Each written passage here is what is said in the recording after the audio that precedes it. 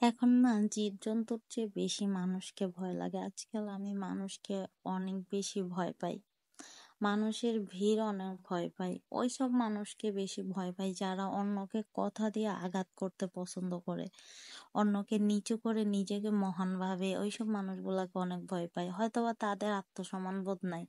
কিন্তু যাকে কথাগুলা বলতেছে অবশ্যই তার আত্মসম্মান বোধ থাকতে পারে, সেটা তো আপনি জানেন না। আর আপনার সিচুয়েশন আর তার সিচুয়েশন যে এক হবে এরকমও না।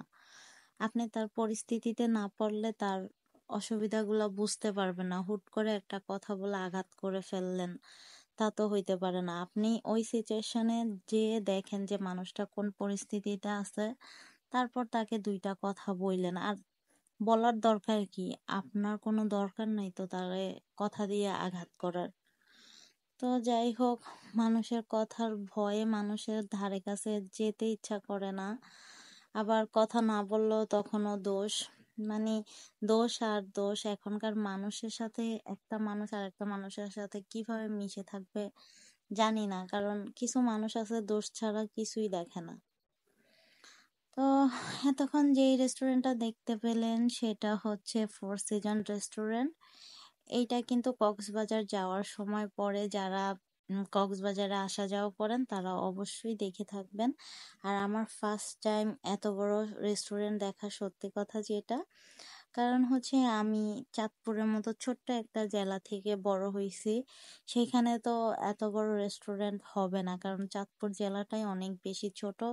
আর আমি চাঁদপুরে থেকেও কখনো চাঁদপুরের কোথাও ঘুরতে যাইনি তেমন একটা। আর চাঁদপুরেই আমি ভালো করে চিনি না, আর এত বড় রেস্টুরেন্ট তো দেখার প্রশ্নই আসে না। জীবনে ফার্স্ট টাইম আমি এত বড় রেস্টুরেন্টে তখনই ঢুকছিলাম। আর এইটার কিন্তু ভিতরে একটা ফ্যামিলি স্পেসও আছে। আমরা যেহেতু অনেক মানুষ গেছিলাম, সবাই মিলে ওই ফ্যামিলি স্পেসেই বসছিলাম। কারণ মানুষ প্রায় 20 থেকে 25 জনের মতো হবে। তো ফ্যামিলি স্পেসেই তখন সবাই বসে খাওয়া দাওয়া করছিলাম। আর বাহিরেটা দেখেন, বাহিরের এই দৃশ্যটাও কিন্তু অনেক বেশি সুন্দর। এখানে বেশিরভাগ যারা হচ্ছে প্রাইভেট কার নিয়ে যায় তারাই বেশি সময় হচ্ছে যে আপনার যাত্রা বিরতিতে এখানে ঢুকে। আমার কক্সবাজারও তখন ছিল যে প্রথমবার যাওয়া, তারপর প্রথমবার এত বড় রেস্টুরেন্ট দেখা।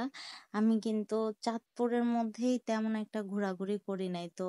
আর এত বড় রেস্টুরেন্ট কোথা থেকে দেখবো? আমাদের চাঁদপুরও তেমন তখন রেস্টুরেন্ট ছিল না। এখন যেরকম আপডেট হচ্ছে দিন দিন অনেক বেশি চেঞ্জ হয়েছে। আমি এখন চট্টগ্রামে থাকি, কিন্তু এখন দেখি যে ব্লগে অনেক আপডেট করছে, অনেক ভালো ভালো রেস্টুরেন্ট হয়েছে যেগুলো আগে ছিল না।